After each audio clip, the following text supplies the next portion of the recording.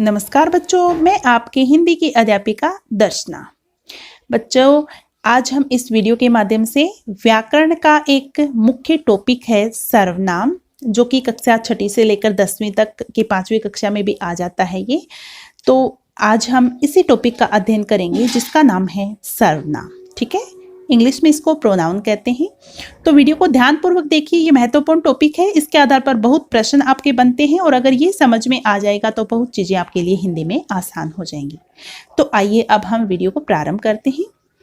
तो बच्चों, यहाँ पर दिया है सर्वनाम, ठीक है, जो कि हमने सीखा था पिछले वीडियो में कि शब्द कितने प्रकार के होते हैं। अर्थ के आधार पर दो, विकारी शब्द और अविकारी। विकारी शब्द में हमें आया था संज्ञा, सर्वनाम, विशेषण और क्रिया। तो हमने संज्ञा का अध्ययन कर लिया था। अभी दूसरा है हमारा सर्वनाम। ठीक है, विकारी शब्द है ये। प्रश्न पूछा जाए तो ये है विकारी शब्द। तो सबसे पहले तो हम क्या करेंगे, इसकी परिभाषा देखेंगे। देखिए, सर्वनाम उन शब्दों को कहा जाता है जिन शब्दों का प्रयोग संज्ञा अर्थात किसी व्यक्ति, वस्तु, स्थान आदि के नाम के स्थान पर करते हैं। या फिर बच्चों, सरल भाषा में मैं कह सकती हूं कि संज्ञा के स्थान पर प्रयोग किए जाने वाले शब्दों को हम सर्वनाम कहते हैं। इसके अंतर्गत क्या क्या आता है? मैं, तुम, तुम्हारा, आप, आपका, इस, उस, वह, यह, हम, हमारा आदि शब्द क्या है? सर्वनाम है। जैसे राम एक लड़का है, राम बाजार गया, राम ने सामान खरीदा। तो बार बार राम नाम लेंगे तो अच्छा नहीं लगेगा ना। किसी चीज को बार बार लेंगे तो अच्छा नहीं लगेगा। इसलिए सरल भाषा में हमने व्याकरण का एक टॉपिक निकाला है सर्वनाम। तो उसकी जगह हम सर्वनाम का प्रयोग करेंगे। राम एक लड़का है, वह बाजार गया, उसने सामान खरीदा। ठीक है, इस प्रकार से हम प्रयोग कर सकते हैं। तो ये तो हो गया सर्वनाम की परिभाषा कि संज्ञा के स्थान पर प्रयोग होने वाले शब्दों को हम सर्वनाम कहते हैं। सर्वनाम कौन से होते हैं? तुम, तुम्हारा, मैं, यह, वह आदि। ठीक है, तो आइए अब हम देखते हैं आगे कि सर्वनाम के भेद कितने हैं, कि सर्वनाम जो है कितने प्रकार के हैं। तो देखते हैं बच्चों, सर्वनाम मुख्य रूप से 6 प्रकार के हैं। पहला है पुरुषवाचक सर्वनाम, दूसरा है निजवाचक, निश्चयवाचक, अनिश्चयवाचक, संबंधवाचक सर्वनाम और प्रश्नवाचक सर्वनाम। इनकी पहचान दिए गए हैं कि जिसमें मैं, तुम, तू, हम और मैंने हो वो पुरुषवाचक होता है। निजवाचक में आप या खुद ऐसा आएगा। निश्चयवाचक में यह, वह, निश्चित हो कोई वस्तु, वह आएगी। अनिश्चयवाचक में कोई कुछ संबंध में जो सो, जिसका किसी के साथ संबंध बताया जाए। प्रश्नवाचक में प्रश्न पूछेगा, कौन और क्या, वो होते हैं। ये सर्वनाम के 6 प्रकार हैं। इनका हम अध्ययन कर लेते हैं। आइए देखिए। देखो, पहला है पुरुषवाचक सर्वनाम।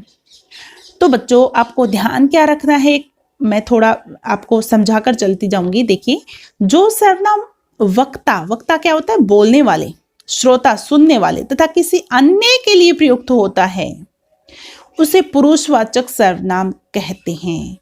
कि ध्यान ये रखना है, जो वक्ता के लिए और श्रोता के लिए या किसी अन्य के लिए प्रयोग हो रहा है, उसे हम पुरुषवाचक सर्वनाम कहते हैं। वक्ता कौन होता है? मैं। और श्रोता कौन होता है? तुम। और अन्य कौन होता है? वह। तो जैसे म, वह आदि। जिन सर्वनाम शब्दों का प्रयोग वक्ता, श्रोता या अन्य के लिए किया जाता है वह पुरुषवाचक सर्वनाम कहलाता है। ठीक है, तो जिन शब्दों का प्रयोग अन्य के लिए, श्रोता के लिए और वक्ता के लिए किया जाता है वह पुरुषवाचक सर्वनाम कहलाता है। ठीक है, अभी बच्चों दूसरा आता है निजवाचक सर्वनाम। तो जो सर्वनाम तीनों पुरुषों में, पुरुष 3 होते हैं, उत्तम पुरुष, बोलने वाला, मध्यम पुरुष, सुनने वाला, अन्य पुरुष जिसके बारे में हम बात कर रहे हैं हमारे बीच में नहीं है, उनमें निजताओं का बोध कराता है। मतलब निजताओं कि मैं अपने आप कर लूंगा, मैं खुद कर लूंगा, तुम अपने आप चले जाओ, इस प्रकार। ठीक है, उसे निजवाचक सर्वनाम कहते हैं। जैसे मैं खुद निकल लूंगा, लिख लूंगा, तुम अपने आप चले जाना, वह स्वयं गाड़ी चला सकती है। मतलब खुद के बारे में बताना। उपयुक्त वाक्यों में खुद, आप और स्वयं शब्द निजवाचक सर्वनाम है। निजवाचक आप का प्रयोग किसी संज्ञा या सर्वनाम के निश्चय के लिए किया जाता है। ठीक है, कि यह निश्चय है, यह निश्चित है, वो कर लेगा, ऐसे। ठीक है, तो जिसमें अपने आप का जिक्र हो कि जो काम करने वाले के बारे में बोला जाता है वो अपने आप करेगा, वो खुद जाएगा, इस प्रकार वहां होता है निजवाचक सर्वनाम। जैसे मैं आप वहीं से आया हूं, अपने बारे में बता रहा है, ठीक है, तो ये तो हो गया निजवाचक सर्वनाम। अब बच्चों आगे है निश्चयवाचक सर्वनाम। तो जिसमें निश्चित हो कि वही निश्चित होनी चाहिए बात, वो होता है निश्चयवाचक। जैसे जो सर्वनाम निकट या दूर की किसी वस्तु की ओर संकेत करें, कि जैसे मैं बोलती हूं यह पंखा है, निश्चित है, वह राम है, निश्चित है, तो उसे निश्चयवाचक सर्वनाम कहते हैं, संकेत करके बताएं। जैसे यह लड़की है, वह पुस्तक है, ये हिरन है, ये वे बाहर गए हैं। इन वाक्यों में यह, वह, ये और वे शब्द निश्चयवाचक सर्वनाम है कि कोई निश्चित बात के लिए हम बता रहे हैं, यह तो है ही, ठीक है। इस प्रकार उन वाक्यों में होता है निश्चयवाचक सर्वनाम। अब आगे है बच्चों अनिश्चयवाचक सर्वनाम। कि अनिश्चयवाचक सर्वनाम की परिभाषा जिन सर्वनाम शब्दों से वस्तु, व्यक्ति, स्थान आदि की निश्चितता का बोध नहीं होता है, ठीक है। कि कोई आ रहा है तो हमें नहीं पता ना कौन आ रहा है, कुछ लोग खड़े हैं, हमें नहीं पता कितने लोग खड़े हैं, ठीक है। कोई खा रहा है, कोई पी रहा है। इस प्रकार जो अनिश्चित शब्दों का हम जिक्र करते हैं ना, कोई और कुछ, वहां पर होता है अनिश्चयवाचक सर्वनाम, ठीक है। ये आपको ध्यान रखना है, कोई और कुछ का अगर जिक्र कहीं पर आ जाए तो वहां होता है अनिश्चयवाचक सर्वनाम। फिर आगे है बच्चों संबंधवाचक सर्वनाम।